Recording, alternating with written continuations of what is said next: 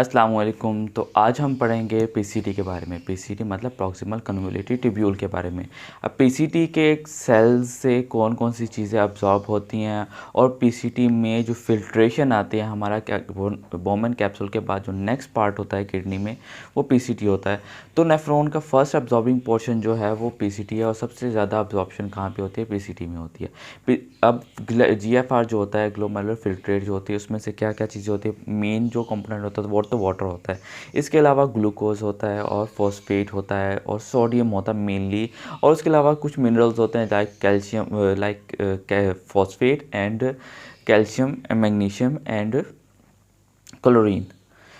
इन सब को हमारी बॉडी जो है यूरिनेट के जीएफआर के अंदर एलिमिनेट कर देती है। लेकिन अब हमारी किडनी का फंक्शन क्या होता है? किडनी में से इसमें से सिलेक्टिव रीअब्जॉर्प्शन होनी होती है, क्योंकि अगर ये सब कुछ लॉस हो जाए तो उसकी कॉम्प्लिकेशंस होंगी। तो अब इन सब की लॉस से बचाने के लिए सिलेक्टिव रीअब्जॉर्प्शन होती है। तो फर्स्ट पोर्शन कहाँ से स्टार्ट होगी रीअब्जॉर्प्शन? किडनी के पीसीटी से। पीसीटी में हमारे कुछ चैनल्स होते हैं जो इनको अब्जॉर्ब कराते हैं। लाइक कुछ चैनल्स होंगे जो ग्लूकोज को अब्जॉर्ब करेंगे, रीअब्जॉर्ब करेंगे, कुछ फॉस्फेट को रीअब्जॉर्ब करेंगे। हमारे यूरिन के अंदर जीएफआर के अंदर कुछ अमाइनो एसिड्स जो हैं वो आ जाते हैं, तो उन अमाइनो एसिड्स को रीअब्जॉर्ब करवाना होता है। और मेन कंपोनेंट तो सोडियम है ही है, और इसके साथ वाटर का तो लिंक होता है, क्योंकि यूरिनेशन जो है जीएफआर उसका main component is a water. तो फर्स्ट ऑफ ऑल हमारे चैनल में आ जाता है कि ये हमने बनाया है एक हमारा पीसीटी का जो पीसीटी ट्यूब्यूल है, और ये हमारे इंटरस्टिशियम है, मतलब जो space between the peritubular nephron, peritubular capillaries and the PCT. यहाँ से क्या होगा? फर्स्ट हमारा चैनल आ जाता है SGLT, sodium glucose transporter, sodium glucose को ट्रांसपोर्टर। सोडियम ग्लूकोज को ट्रांसपोर्टर का मतलब क्या है कि ये सोडियम को भी अब्जॉर्ब करवाएगा, at the same time glucose को भी अब्जॉर्ब करवाएगा। तो इसने क्या करना है? यूरिन के अंदर से, यूरिन में से क्या करवाना है? सोडियम ग्लूकोज को अब्जॉर्ब करवाना है। ये हमारे पीसीटी के सेल्स हैं। ये वाला एरिया यहाँ पे यूरिनेशन, जो यूरिनेट है, जो फिल्ट्रेट है, वो है यहाँ पे। तो यहाँ से ये पीसीटी के सेल्स हैं, अर्ली पीसीटी सेल्स हैं। तो यहाँ से जीएसटीएल के साथ, एसजीएलटी के साथ क्या होगा? सोडियम और ग्लूकोज अब्जॉर्ब होगा। देन यहाँ से क्या होगा? अब सोडियम ग्लूकोज जो होता है ये को ट्रांसपोर्टर एक्ट करता है, वर्क करता है, तब काम करता है जब यहाँ पे जो सोडियम की कंपोजिशन जो ग्रेडियंट है उसकी बेस पे। तो उसके लिए क्या करता है? हमारे पीसीटी जो है पेरिट्यूबुलर कैपिलरीज से पोटेशियम को अब्सॉर्ब करवाता है, और इधर से जो पीसीटी के सेल्स है वहाँ से पेरिट्यूबुलर कैपिलरीज में सोडियम एक्सक्रीट आउट हो जाएगा। इसकी वजह से क्या होगा? यहाँ पे potassium, sodium potassium gradient create होगा, जो यहाँ से सोडियम और ग्लूकोज को अब्जॉर्ब करने में हेल्प करेगा। और ये होता है with the help of ATP. यहाँ पे होता है sodium potassium ATPase pump.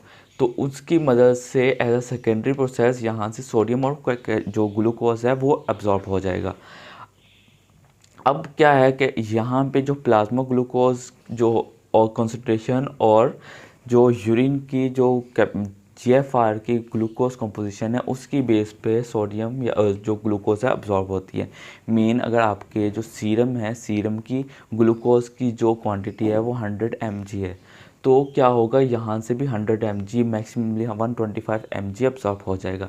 But ये ग्लूकोज की अब्जॉर्प्शन जब रीच करती है थ्रेश होल्ड पे, या फिर अप टू द लेवल जहाँ पे जो ग्लूकोज की अब्जॉर्प्शन यहाँ से नहीं होगी, लाइक आपके सीरम ग्लूकोज लेवल क्या है? 100 है, और जो जीएफआर के अंदर ग्लूकोज है वो 200 है। तो वो 100 अबव जो है एडिशनल 100 है वो यूरिन के थ्रू एलिमिनेट हो जाएगा फिर। तो डायबिटिक पेशेंट्स में भी तो यही होता है। डायबिटिक पेशेंट में क्या होता है कि सीरम की ग्लूकोज की क्वांटिटी को मेंटेन करने के लिए हमारी बॉडी यूरिन के थ्रू ग्लूकोज को रिलीज़ करने लग जाती है, एक्सक्रीट करने लग जाती है। अब डायबिटिक पेशेंट्स के अंदर ये जो एसजीएलटी जो ट्रांसपोर्टर्स होते हैं इनको इनहिबिट करते हैं हम, ताकि जो एक्सेसिव जो ग्लूकोज है वो लॉस ना हो। तो उसके लिए हम ड्रग्स यूज़ करते हैं, ग्लिफलोसिन ड्रग्स यूज़ करते हैं। तो लिफ्लोसिन ड्रग्स यूज़ करते हैं, उसमें हमारे ड्रग्स में आ जाते हैं ग्लिफलोसिन, डेपाग्लिफलोसिन या कैनाग्लिफलोसिन। अब जो याद रखने वाली चीज़ है कि SGLT इनहिबिटर्स तो हैं, अब उनका साइड इफ़ेक्ट याद रखना होता है। SGLT का मोस्ट कॉमन साइड इफ़ेक्ट है ये UTIs कॉज करते हैं, यूरिनरी ट्रैक इन्फेक्शंस कॉज करते हैं। UTI कॉज करेगा और साथ में अगर फीमेल है और डायबिटिक है, ऑब्वियसली डायबिटिक पेशेंट के अंदर हम SGLT इनहिबिटर्स यूज़ करते हैं। डायबिटिक फीमेल्स हैं तो उनको वेजाइनल कैंडिडियासिस का या जो है रिस्क बढ़ जाता है। तो कैंडिडियासिस या कैंडिडियासिस इन डायबिटिक फीमेल्स और पेशेंट की हिस्ट्री में होगा, वो SGLT2 इनहिबिटर्स यूज़ कर रहे हैं, मतलब लिफ्लोसिन्स यूज़ कर रहे हैं, कैनाग्लिफ्लोसिन यूज़ कर रहे हैं, ग्लिफ्लोसिन यूज़ कर रहे हैं या फिर डापाग्लिफ्लोसिन यूज़ कर रही हैं। अब नेक्स्ट क्या है, हमारा नेक्स्ट चैनल आ जाता है हमारा यहाँ पे sodium hydrogen counter transport. Counter मतलब ऑपोजिट वर्क करेगा। क्या होगा कि ये हाइड्रोजन को एक्सक्रीट करेगा किसके अंदर, यूरिन के अंदर, और सोडियम को अब्जॉर्ब करवाएगा। इसका फंक्शन क्या है, फंक्शन बताता हूँ। हमारे सीरम से, हमारे ब्लड से क्या आएगा, PCT के सेल्स के अंदर कार्बन डाइऑक्साइड आएगी। कार्बन डाइऑक्साइड आएगी, कार्बन डाइऑक्साइड PCT से अब्जॉर्ब होने वाले वाटर के साथ मिलेगी। यहाँ से वाटर भी अब्जॉर्ब होगा, वाटर अब्जॉर्ब होगा, कार्बन डाइऑक्साइड जो कंबाइन करेगी, रिएक्ट करेगी विद वाटर, और जब रिएक्ट होगा तो बाइकार्बोनेट बनेगा। तो वो रिएक्शन करवाने वाला जो एक एंजाइम है उसका नाम याद रखना है, कार्बोनिक एनहाइड्रेस। कार्बोनिक एनहाइड्रेस ने क्या करना होता है कि कार्बन डाइऑक्साइड और वाटर को आपस में कंबाइन करवाना, इनका आपस में रिएक्शन करवाना है। रिएक्शन करवाने के बाद ये जो कंपाउंड बना है H2CO3, ये अनस्टेबल कंपाउंड होता है, ये रेडिली ब्रेक कर जाता है into two compounds, bicarbonate HCO3 और हाइड्रोजन, मतलब एसिड प्रोड्यूस करेगा और अल्कलाइन प्रोड्यूस करेगा। अब अल्कलाइन जो है वो यहाँ से हमारे PCT के सेल से अब्सॉर्ब हो जाता है इनटू द पेरिट्यूबुलर कैपिलरीज, क्योंकि हमारी बॉडी ने, हमारी किडनी ने हमारी बॉडी के अल्कलाइन नेचर को मेंटेन करना होता है, और आल्सो ये हमारे हाइड्रोजन एसिडिक नेचर को भी मेंटेन करती है। तो हाइड्रोजन की क्वांटिटी बढ़े ना, इसलिए क्या करेगा, यहाँ से ये हाइड्रोजन है, इस सोडियम हाइड्रोजन काउंटर ट्रांसपोर्ट की मदद से ये एक्सक्रीट आउट हो जाएगा into the PCT proximal convolutive tubule के अंदर एलिमिनेट हो जाएगा और यहाँ से सोडियम रीअब्सॉर्ब हो जाएगा। अब ये हाइड्रोजन तो एसिड डायरेक्टली तो रिलीज़ नहीं होगा हमारी बॉडी से, तो क्या होगा कि हमारी यूरिन के अंदर जो फिल्ट्रेशन है, फिल्ट्रेशन के अंदर बाइकार्बोनेट्स भी आते हैं, बाइकार्बोनेट्स भी आते हैं। बाइकार्बोनेट्स क्या होगा, फिर बाइकार्बोनेट आएगा, हाइड्रोजन के साथ मिलेगा और दोबारा से H2CO3 और H2CO3 के अंदर कन्वर्ट हो जाएगा with the help of same enzyme carbonic anhydrase. Carbonic anhydrase दोबारा से कार्बन डाइऑक्साइड और वाटर को आपस में मिला देगा, प्रोटॉन को और बाइकार्बोनेट को आपस में मिला देगा, जिसकी वजह से पानी बनेगा और कार्बन डाइऑक्साइड बनेगा। अब ये कार्बन डाइऑक्साइड को हमने लॉस नहीं होने देना, तो ये कार्बन डाइऑक्साइड दोबारा से हमारे PCT के अंदर, PCT से दोबारा हमारे ल्यूमेन और इंटरस्टिशियम के अंदर एब्जॉर्ब हो जाता है। अब यहाँ से क्या करना है कि ये पानी जो है मे भी यहाँ से रीअब्जॉर्ब हो जाए और मे भी फ्लश हो जाए। तो अब ये वाला हमारा आ जाएगा, ये वाला जो पोर्शन है ये हमारी बॉडी के मेंटेन कर रहा है किस चीज़ को, एसिड बेस बैलेंस को। क्या होता है कि हम हाई आल्टीट्यूड्स पे होते हैं, माउंटेन्स पे जाते हैं हाइकिंग करने के लिए, तो वहाँ पे क्या होता है, हमारा रेस्पिरेटरी रेट बढ़ जाता है और वहाँ पे ऑक्सीजन की क्वांटिटी कम होती है, तो हमारी बॉडी के अंदर इंटर होने वाला ऑक्सीजन तो कम है बट एक्सेल होने वाला कार्बन डाइऑक्साइड ज़्यादा है। हम कार्बन डाइऑक्साइड को ज़्यादा एक्सेल कर देते हैं, हमारे कार्बन डाइऑक्साइड जो एसिडिक नेचर का होता है, तो कार्बन डाइऑक्साइड हमारी बॉडी से ज़्यादा निकल जाएगा। क्या होगा कि कार्बन डाइऑक्साइड निकला है तो हमारी बॉडी के अंदर रेस्पायरेशन की मदद से कार्बन डाइऑक्साइड रिलीज़ हो रहा है, तो बॉडी के अंदर एसिड कम हुआ है तो बेस बढ़ जाएगी। बेस की क्वांटिटी उतनी है लेकिन उसके अकॉर्डिंग एसिड कम हो गया, बॉडी के अंदर रेस्पिरेटरी अल्कोलोसिस डेवलप हो जाएगी। अब उसको काउंटर करने के लिए किडनी क्या करेगी, हमारी बॉडी के अंदर कार्बन डाइऑक्साइड तो ऐड नहीं कर सकते उस लेवल पे, हमारी बॉडी के अंदर हमने क्या करना है, मेंटेन करना है कि हम कार्बन डाइऑक्साइड को हमारे जो बेस है उसको रिलीज़ कर दें, एसिड्स को सेव करें और बेस को रिलीज़ करते हैं। तो उसके लिए हम एक ड्रग यूज़ करते हैं एसीटोजोलामाइड। एसीटोजोलामाइड क्या करता है, इस कार्बोनिक एनहाइड्रेस को इनहिबिट कर देगा। जब ये इनहिबिट होगा तो यहाँ से ना तो कार्बन डाइऑक्साइड यूज़ होगी, ना ही यह जो बाइकार्बोनेट है इस प्रोटॉन के साथ मिलेगा, इस एसिड के साथ मिलेगा, एसिड सेफ हो जाएगा। दूसरा क्या होगा, यहाँ से एसिड रिलीज़ नहीं हो रहा। दूसरा क्या है कि ये अगर इसके साथ मिला नहीं तो यूरिन के अंदर एज इट इज़ बाइकार्बोनेट की शक्ल में रिलीज़ हो जाएगा। ये अल्कलाइन नेचर है, अल्कलाइन बॉडी से रिलीज़ हो रही है, एसिड सेव किया जा रहा है, एसिड और बेस बैलेंस होगा। तो क्या होता है, लो जब हम हाई अल्टीट्यूड माउंटेन्स पे जाते हैं, high altitude mountain sickness develop हो जाती है। उसमें क्या होता है, रेस्पिरेटरी रेट बढ़ता है, रेस्पिरेटरी रेट बढ़ने से कार्बन डाइऑक्साइड कम होता है, बॉडी के अंदर रेस्पिरेटरी अल्कलोसिस डेवलप हो जाती है। उसको काउंटर करने के लिए हम एसिटोजोलामाइड यूज़ करते हैं। एसिटोजोलामाइड क्या करेगा, कार्बोनिक एनहाइड्रेस को ब्लॉक कर देगा, जिसकी वजह से क्या होगा कि बाइकार्बोनेट जो है यूरिन के अंदर लॉस हो जाएगा और हमारी बॉडी का जो एसिड बेस बैलेंस हो जाएगा। सेकेंडली, कुछ पेशेंट जिनके अंदर आईसीपी रेज होता है, इंट्राक्रैनियल प्रेशर रेज होता है, या फिर हमारा जो विट्रस ह्यूमर है या एक्वस ह्यूमर है आइस के अंदर, उसकी क्वांटिटी को कम करना हो तो उसके लिए भी हम यूज़ करते हैं acetazolamide. Come to the next channel. Next channel है हमारा sodium amino acid cotransporter. इसने क्या करना है, अमाइनो एसिड्स को भी और सोडियम को भी रीअब्सॉर्ब करवाना है। अब अमाइनो एसिड्स कौन कौन से यूज़ होते हैं, वो कोला एंड ट्रिप्टोफन यूज़ करते हैं। कोला मीन्स के cystine, ornithine, lysine and arginine, and fifth हमारा अमाइनो एसिड होगा ट्रिप्टोफन। अगर हमारी बॉडी के अंदर से किसी भी कंडीशन में, मोस्टली सीकेडी के अंदर या फिर किसी वजह से सीकेडी ये चैनल अगर इनहिबिट हो जाए तो क्या होगा, ये सारे के सारे जो अमाइनो एसिड्स हैं वो रिलीज़ हो जाएगा हमारे यूरिन के अंदर, बॉडी के अंदर इनकी डेफिशिएंसी हो जाएगी। सेकेंडली क्या होगा कि सिस्टीन जो है जब यूरिन में जाता है, यूरिन के अंदर अगर रिब्जॉर्ब नहीं हुआ पीसीटी से, तो ये क्या कॉज कर देगा, ये रेनल स्टोन्स कॉज कर देगा, ये सिस्टीन स्टोन्स कॉज कर देगा। सिस्टीन यूरिया जो होगा, cystinuria can cause cystine stones, cystine stones ये क्या कर देगा, कॉज कर देगा। सेकेंडली, हमारी जो बॉडी से ट्रिप्टोफन रिलीज़ हो रहा है, ट्रिप्टोफन रिलीज़ जो एलिमिनेट हो रहा है, एक कंडीशन होती है हमारी हार्टनिप्स डिजीज़। हार्टनिप डिजीज़ के अंदर क्या होता है, ट्रिप्टोफन हमारी पीसीटी से अब्जॉर्ब नहीं होता और रिलीज़ हो जाता है, एलिमिनेट हो जाता है from the renal body, from the renal system, from the body. अब इसके रिलीज़ होने से क्या होगा कि ट्रिप्टोफन नहीं होगा तो पेशेंट को विटामिन B3 नियासिन B3 की डेफिशिएंसी हो जाएगी। नियासिन की डेफिशिएंसी पेशेंट को डेवलप होता है प्लेग्रा। पेशेंट को प्लेग्रा डेवलप होगा। प्लेग्रा के सिम्टम्स क्या होंगे, इसके फीचर्स क्या होंगे, इसके अंदर हमने याद रखना होता है। इस पेशेंट को 4 Ds डेवलप होते हैं। First of all dementia, diarrhoea, and patient को डर्माटाइटिस, स्किन इन्वॉल्वमेंट होगी, and in the late stage patient को डेथ डेवलप हो जाएगी। मीन्स के pellagra will end up to the death. मतलब ट्रिप्टोफन की डेफिशिएंसी की वजह से नियासिन डेफिशिएंसी होगी, जो कि पेशेंट को इन 4 Ds में इन्वॉल्व कर देगी। तो अब नेक्स्ट चैनल की तरफ आ जाते हैं। हमारा नेक्स्ट चैनल है सोडियम फॉस्फेट को ट्रांसपोर्टर। ये क्या करता है, ये हमारी बॉडी से क्या करता है, ये PO4 को एब्जॉर्ब करवाता है, जो कि हमें नहीं चाहिए होता है। PO4 को हमने एब्जॉर्ब नहीं करवाना होता। हमारी बॉडी से पैराथायरॉयड हार्मोन रिलीज़ होता है। पैराथायरॉयड हार्मोन क्या करता है, इस चैनल को आके ब्लॉक करता है। इस चैनल को सोडियम फॉस्फेट चैनल को ब्लॉक करेगा।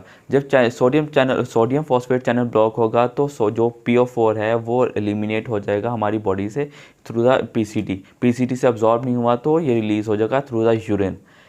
और दूसरा क्या काम होता है, यहीं से हमारी बॉडी के अंदर से जो पैराथायरॉयड हार्मोन है वो क्या करवाता है, विटामिन D3 बनवाता है। मेन क्या होता है, हमारे लीवर से 25 हाइड्रोक्सीक्लोरोक्वेल्सीफेरॉल जो इमेच्योर विटामिन D3 है वो रिलीज़ होता है। उसको मेच्योर करने के लिए जो पीसीटी से पैराथायरॉयड हार्मोन है वो रिलीज़ करवाता है 1 अल्फा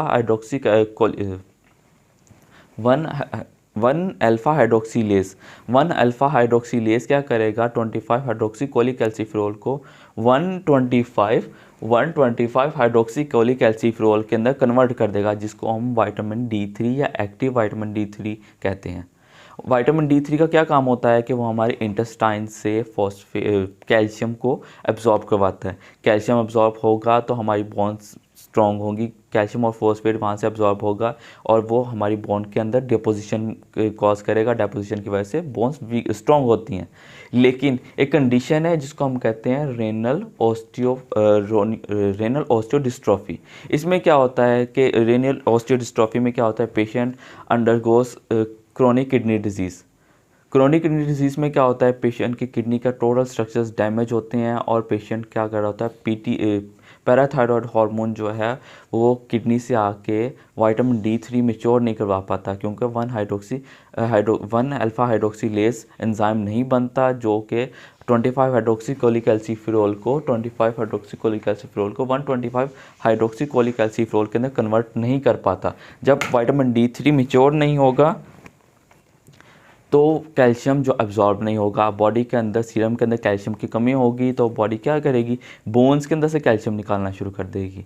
बोन्स से कैल्शियम रीअब्जॉर्ब होगी, रिजॉर्प्शन होगी बोन्स की, तो उसकी वजह से बोन्स वीक हो जाएंगे और अल्टीमेटली उनको फ्रैक्चर होंगे। अब फ्रैक्चर्स हो गए, मेन चीज़ आगे फ्रैक्चर्स आ गए, लेकिन यहाँ पे बात ख़त्म नहीं होती है।